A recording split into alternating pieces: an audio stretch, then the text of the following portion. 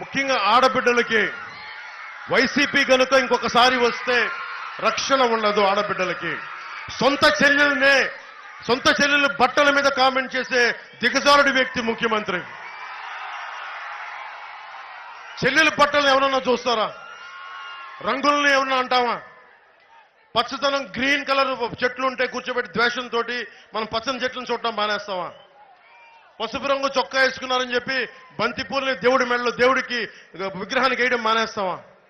అరే ఎవరు ఏ బట్టలు వేసుకుంటే ఏంటి? ఇది దిగజారుడి వ్యక్తి. చూడండి, నా ఇంట్లో చంద్రబాబు గారి భార్య సతీమణి అన్నాడు, నా భార్యను అన్నాడు, నా వ్యక్తిగత జీవితాన్ని తిట్టాడు. ఈ రోజు అన్ని దిగజారిపోయి తనతో తోపుట్టిన చెల్లెలను తిడతా ఉన్నాడు.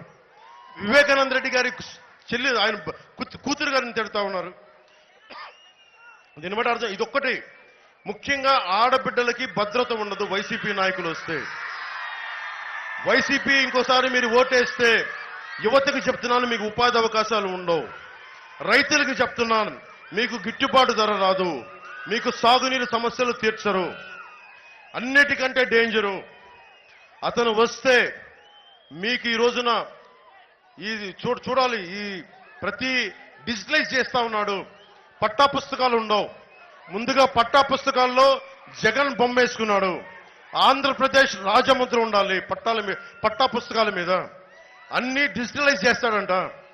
డిజిటలైజ్ చేసినోడు ప్రభుత్వాస్తుల్ని తాకట్టు పెట్టినోడు రేపొద్దున మీ ఆస్తుల్ని, మీ స్థిరాస్తుల్ని, మీ తల్లిదండ్రులు ఇచ్చిన ఆస్తుల్ని, మీ తాతల వారసత్వం నుంచి వచ్చిన ఆస్తుల్ని అప్పు కూర్చోబెట్టి తాకట్టు పెట్టేస్తాడు.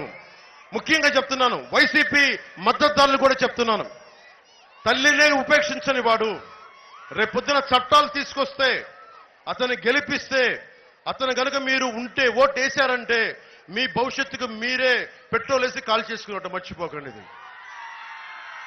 బంగారు భవిష్యత్తుకి మీరే చక్కగా పెట్రోల్ వేసుకొని నిప్పంటించుకొని దహించుకుపోతున్నాడు. దయచేసి వైసీపీకి ఓటేస్తే మీ నాశనాన్ని మీరే కొని తెచ్చుకున్నట్టు మర్చిపోకండి. ఎందుకంటే మీరు డిఎస్సి నోటిఫికేషన్ ఇవ్వలా.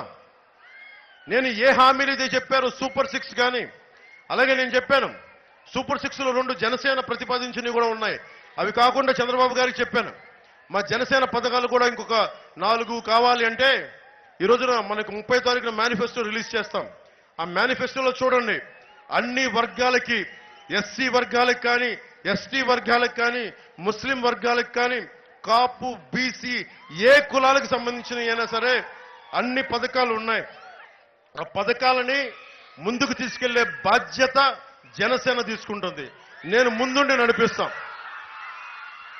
బాధ్యత తీసుకుంటాం, జవాబుదారీదాన్ని తీసుకుంటాం. ముఖ్యంగా రైతాంగాన్ని చెప్తున్నాను, మీరు క్రాప్ హాలిడే ప్రకటించారు, మీరు నడుం బిగించాలి. యువతకు ఉపాధి అవకాశాలు లేవు, మీరు నడుం బిగించాలి. కూటమిని భారీ మెజారిటీతో గెలిపిస్తే తప్ప మీకు రక్షణ ఉండదు. ఎందుకంటే పట్టా పుస్తకాల్లో కూడా జగన్ బొమ్మ వేశారంటే అదేదో వాళ్ళ తాత ముల్లెలాగా, మొత్తం వాళ్ళ సంపదలాగా, వాళ్లే పుట్టి పెట్టినట్టుగా, వాళ్లే పెట్టి పుట్టినట్టుగా, మనమేదో వాళ్ళ కింద కూర్చొని అడుక్కునే వాళ్ళలాగా. మీరు గుర్తుపెట్టుకోండి, ఒక ఉప్మాకో ఒక కాఫీకో అమ్ముడైపోకండి. అమ్ముడైపోవాలి కొంతమంది ఉంటారు, అలా అవ్వకండి. ఇది మీ హక్కు. ఇది నేను రైల్వే కోడూరులో కూడా చెప్పా, ఒక తప్పు జరుగుతున్నప్పుడు పిరికితనంతో అందరం నీరసపడిపోతా ఉన్నాం. రైల్వే కోడూరులో యువతకు చెప్పాను, నేను వచ్చినప్పుడు అందరూ రోడ్ల మీదకి వస్తారు, చేతులు ఊపుతారు. అన్యాయం జరుగుతుంటే మటుకు అందరూ కూర్చొని కామ్గా ఉంటారు. నేను మీలాంటి మనిషినే, మొదటి తరం రాజకీయ నాయకుడిని. మీరు బయటికి రండి, మీ ప్రాణానికి నా ప్రాణం అడ్డేస్తాను. నేను ఉన్నాను మీకోసం, నిలబడతాను మీకోసం. దశాబ్దంగా మీకోసం నిలబడి ఉన్నాను. పారిపోను. నేను బలమైన భావజాలం కలిగిన వాడిని.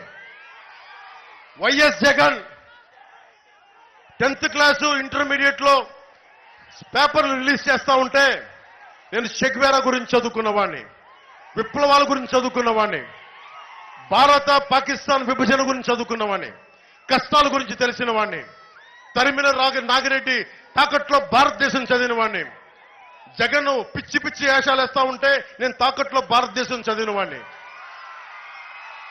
అందుకని చెప్తా ఉన్నా, జగన్ లాంటి గుండాలకి బెదిరేదే లేదు. నేను నిలబడతాం. అసెంబ్లీకి నేను కనుక వెళ్ళుంటే పరిస్థితి వేరేలా ఉండేది. ఒక్కడు చాలు, one man's courage makes a majority అంటాం. ఒక్కడు నిలబడితే, రోడ్డు మీద ఒక్కడు నిలబడితే 100 మందికి దమ్ము ధైర్యం వస్తుంది. మనం నిలబడి ఉన్నాం. ఈ రోజున 5 సంవత్సరాలు మీలాంటి మహిళలు వచ్చి నిరసన ప్రకటిస్తే మధ్యతరగతి పాపం ఇంట్లో కూర్చున్న ఆడపడుచులు వాళ్ళ మీద అటెంప్ట్ మర్డర్ కేసులు పెట్టారు. నిజంగా ప్రజల తాలూకు విప్లవం ఎలా ఉంటుందో మీకు చూపించాను. వైజాగ్ లో కూర్చొని నా హోటల్ రూముల్ని భయభ్రాంతులను చేసి పోలీసు పూటలతో మనకు రూముల పైన భయపెడితే ఒంటరి మహిళల బిడ్డల్ని తీసుకొచ్చి అన్న బయటకు వచ్చే వరకు మేము ఎక్కడే ఉంటాం కూర్చోని చెప్పి ఆ విజువల్స్ అని మీరు చూశారు. నిజంగా గుండెల లోతులోంచి ధైర్యం ఇచ్చే నాయకత్వం నిలబడితే ప్రజలు రోడ్ల మీదకి వస్తారన్నది నేను ప్రూవ్ చేశాను. ఈ రోజున జనసేన నాయకులు వరప్రసాద్ గారికి చెప్తున్నాను, తెలుగుదేశం తరఫున పోటీ చేస్తున్న హరీష్ గారికి వాళ్ళ నాన్నగారు బలమైన గొప్ప నాయకులు బాలయోగి గారు, ఆయన స్ఫూర్తిని తీసుకొని ఆంధ్రప్రదేశ్కి మనం నిలబడాల్సిన అవసరం ఉంది. మన కోనసీమకి నిలబడాల్సిన అవసరం ఉంది. మన కోనసీమ కష్టాలని తీర్చాల్సిన అవసరం ఉంది. మనందరం సమిష్టిగా కలిసికట్టుగా మన రాష్ట్రాన్ని రక్షించుకుందాం, పరిరక్షించుకుందాం.